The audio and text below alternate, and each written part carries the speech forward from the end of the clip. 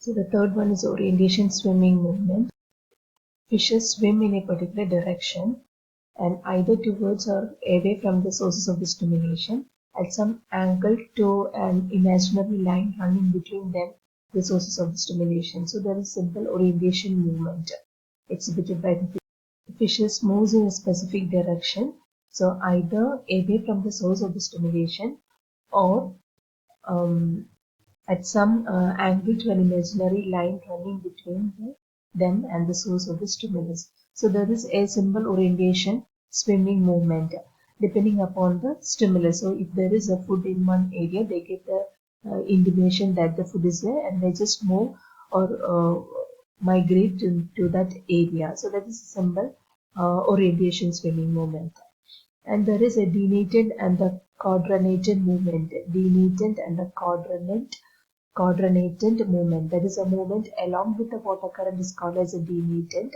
The movement along with the water current is called as a denatant, and the against the water current is called as a quadranatant. So these two type of the movement, which is also migratory movement, which is exhibited by these fishes.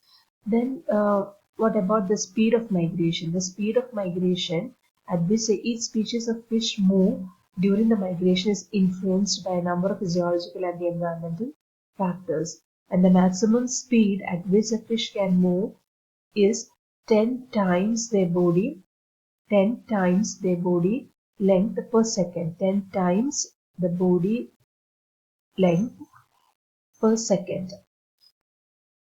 And its speed cannot be, however, be maintained by the fish more than the 1 minute, and they slow down to regain their stamina. So if they are moving at the fastest rate for some time, then they just they can swim for about only the 1 minute in that high speed, and then they just slow down to regain their stamina.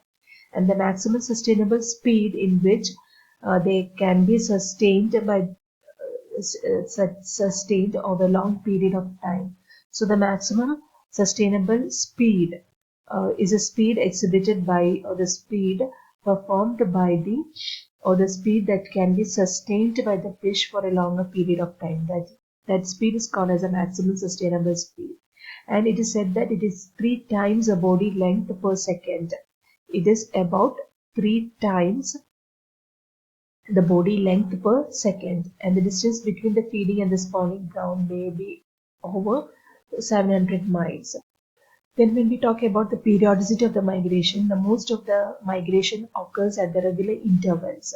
At regular intervals, and maybe the daily or monthly, or maybe the seasonal, daily, monthly or seasonally, and yearly or the biannually or much longer type of migration can also be seen. And thus a specific salmon may remain at the sea for several years before returning to the spawning grounds. So that's a type of periodicity that depends upon the species of the fishes.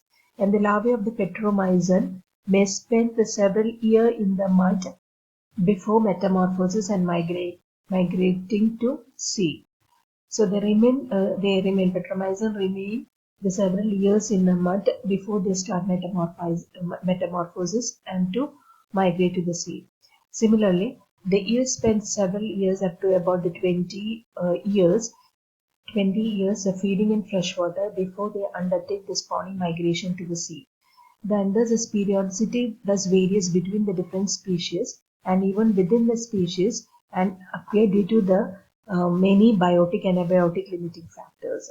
So that's all about the periodicity of migration. So just understand that the periodicity of migration, it may be the diurnal, monthly, seasonal, biannual, or much longer, or sometimes it may take several years. And this periodicity of migration depends upon the different species, and there may be the difference within the species, and also depends upon the biotic and the abiotic factors, which acts as a initiating factor. Biotic in the sense that the living components, other living components present in the environment, and the abiotic means the non-living component.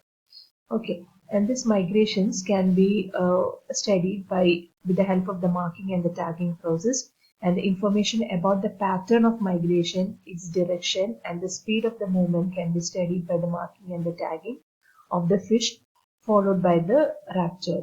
The mark or the tag must be easily identifiable and must stay within the end till the end of the study.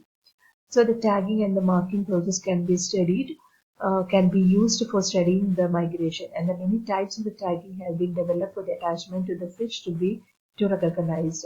So you just understand that the migration studies is made possible by tagging process. And next we can just pass on to the factors influencing the migration. And several factors such as the physical, chemical, and the biological factors influences the migration. And the physical factors in the sense that the temperature, the light intensity, the photo period, the water current, the fifth it is the turbidity, and the sixth it is the depth. So these are the physical factors which influences a migration, and the temperature is the most important factor which influences a migration. And in seawater, when the seawater rises, it's the temperature. It provides a stimulus for the salmon to migrate. And in the freshwater temperature, when the freshwater temperature rises, the fishes moves upstream for spawning. So the temperature acts as a major factor influencing the migration. And the chemical factors such as the pH, salinity, odor, taste of the water also contribute to the migration. And the salinity of the fishes restrict the movement of the fishes, and the freshwater species are stenohaline, that is intolerant to large salinity changes, and hence they remain confined to the freshwater, do not undertake the migration involving the long distances. But some species like salmon and angula, etc., the euryhaline, and they can adjust to the wide salinity variation, and they are diatramous fishes, and those fishes that can tolerate to the wide range of salinity, they can just migrate. Okay, then there are the certain biological factors that initiates migration or influences a migration. That is a food, memory, the stage of the sexual maturity, predators and competitors, and the hormones. That is the availability of the food. It is a primary factor for the survival of the juveniles. And when there is a scarcity of the food, they just migrate. The adult just migrates and they just spawn in the area where there is a food availability is more. And the memory guides, when we pass on to the memory point, it is a memory guides some species during the migration. An example, they exhibit a type of olfactory memory, and the example, the salmon returns to the same area of the river for the spawning and where its own hatching and the development takes place. So it's a type of the memory that is stored in these fishes. And what are the roles of hormones? In diatomaceous fishes, the major hormones comes into action, and also the ionic regulation of the species is controlled by the hormones such as the prolactin, then corticotrophin, growth hormones, etc., secreted by the pituitary gland. So these hormones control the ionic concentration. So when these diatomaceous fishes moves from one area to the other, these fishes may have to expose to the variations in the salinity, and this variations in the salinity is controlled by these hormones, prolactin, corticotropin, growth hormones, etc.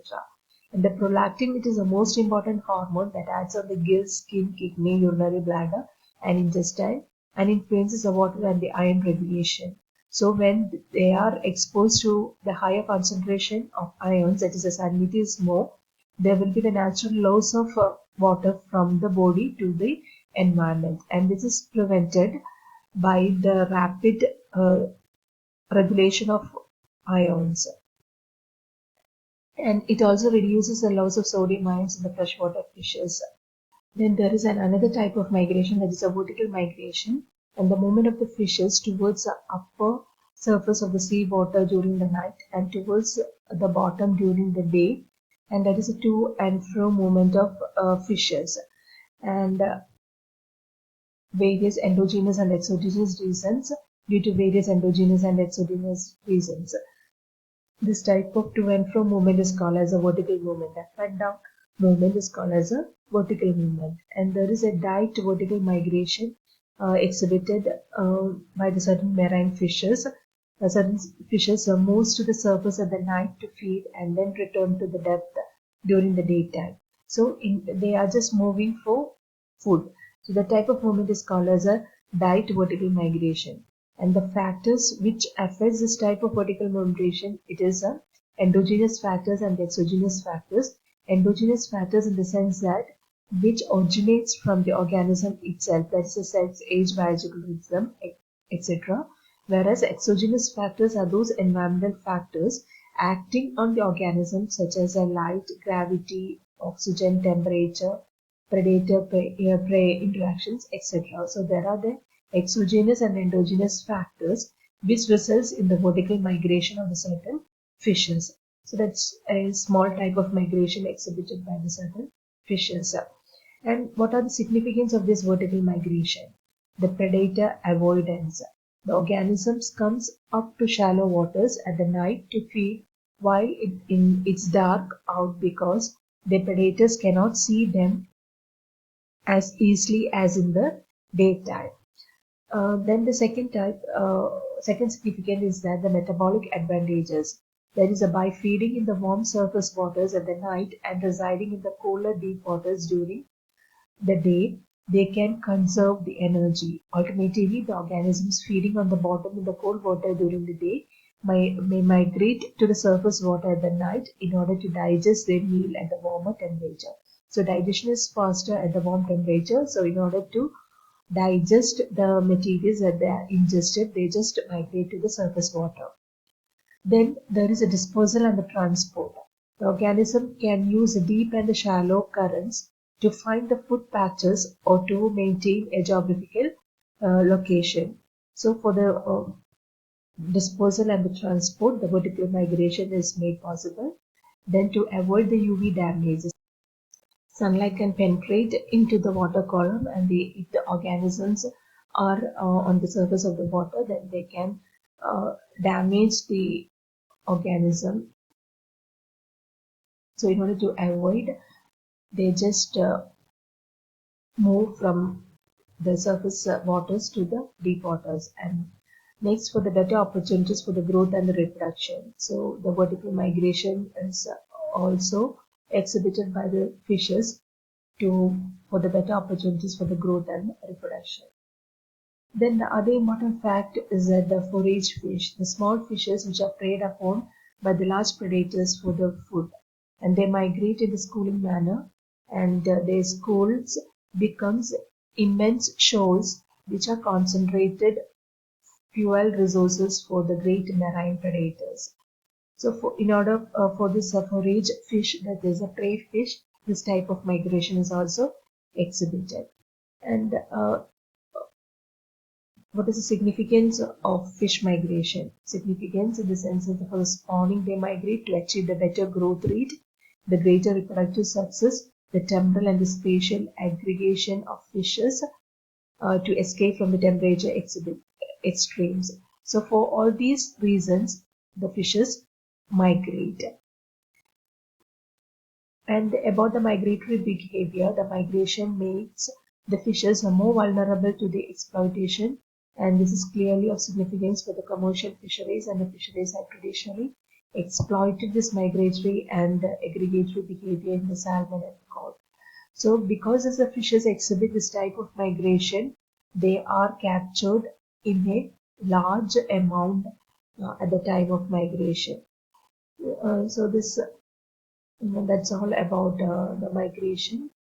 And so in this video lecture we have discussed a different type of migration, the significance of migration, and why do these organisms migrate.